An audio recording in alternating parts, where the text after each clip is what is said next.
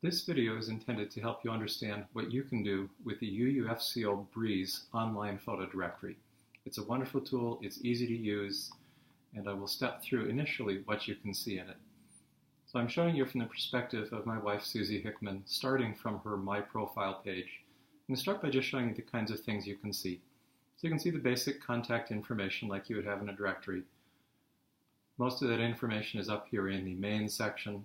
In addition to the basic contact information, you've got marital status and gender and age and are you a member or not, when you joined, family associations, in this case Susie and I are married, leadership roles, I will show you more later, skills, interests, and participation. This area is still not very well filled in. The leadership development team is intending to put together some structure here so we know more about our members. Sunday volunteering. We do have a structure whereby every 6 months a subset of folks are responsible to help volunteering on Sunday mornings. Here's where you can tell who's on which team, responsible for which months, including which team you're on. In this case, Susie's on Team B, which does volunteering in March and September. And she has a history of contributing in the area of making coffee, greeting, as a host, and as a choir member. And there's the contact information if you want to see on a map, it's available here. So next I want to show you the kinds of things that you can see about other people. So click in the upper right here where it says People. And what you as members can see is the people who are members, staff, and direct family of members. So let's start by just scrolling up and down this list a little bit and recognizing if you use your mouse, you can simply scroll through the list, put names with faces, get a sense for who the members of this community are. And if you want, you can pause and look a little bit deeper into a particular member. So I'm going to pause and go back to somebody who is relatively new.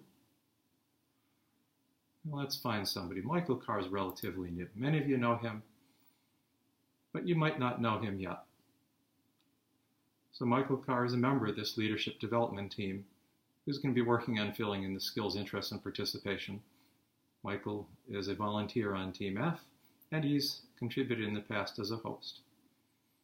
So if you want to go back to the full list, just click the back arrow up here in the upper left, or if you want, you can just click back to people, and you're back to your list of people. So if you want to find groups of people, not everybody, but small subgroups, in this upper left-hand area, do the Show More filter options. Click on this with your mouse. And you see things that you can search on to find subgroups. So, for instance, let's say you want to find just the males who are associated with UUFCO at this point. So click on gender and then male, and this is the 100 males who are part of UUFCO. When you're done looking at who the males are, unclick male, unclick the gender preference, and go for something else you're interested in. What if you were interested in relatively new members? You might want to look for members who are new, well, let's say since March 1st. So these are the 25 people who are new members since March 1st.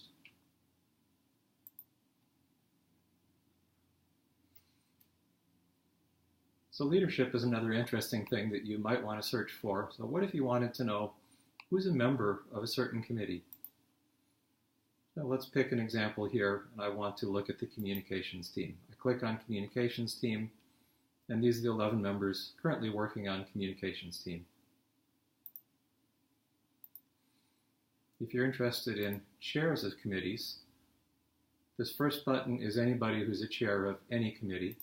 So click that, and you'll see the 19 people who currently chair a committee or team within UUFCO. Or if you want to know chairs of a specific team, actually let's say you want 2 teams, endowment here, that's John, and finance.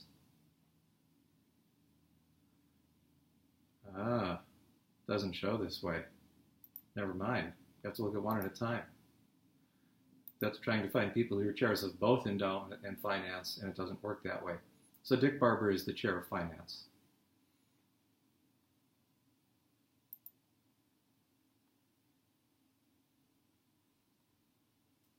So let's now look at the Sunday volunteering area. This lets you see who is on the teams responsible for given months. For example, if you want to know who is currently on the team responsible for August for volunteering, click Team A, and this is the February and August team. These are the 32 people currently assigned to be part of this Team A, who helps us in the Sunday volunteering effort on those months.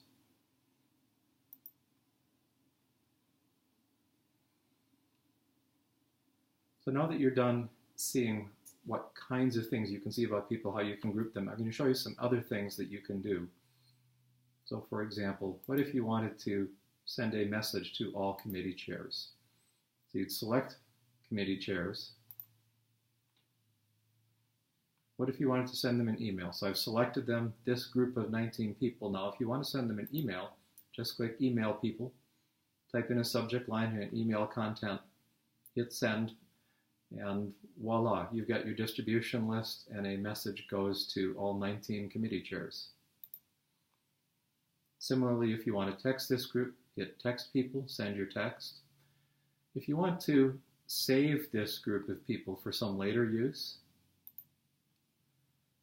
one thing you can do is do Save This Search.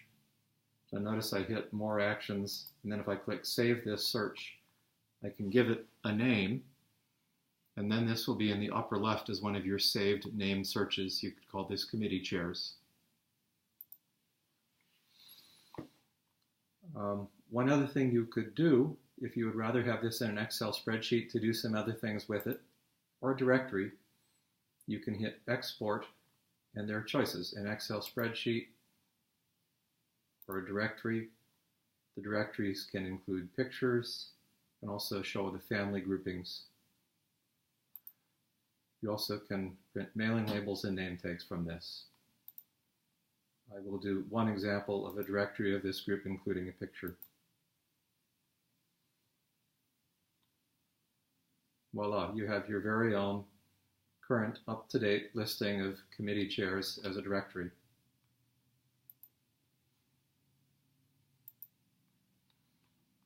And one other thing you can do, if you wish, is to map people. You click this button over on the right. This lets you see where our current committee chairs live in relationship to Bend.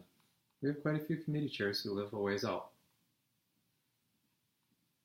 And if you hover over the dot, you can see who is in which location. So there's more you can do in Breeze, but for now this is a quick introduction. If you want to go a little bit deeper, feel free to call or write to Mark Hickman. You can also explore on your own by clicking More in the upper right and hitting Help. Breeze has a fair amount of documentation, including some good getting started videos of their own. So, thanks for participating in Breeze.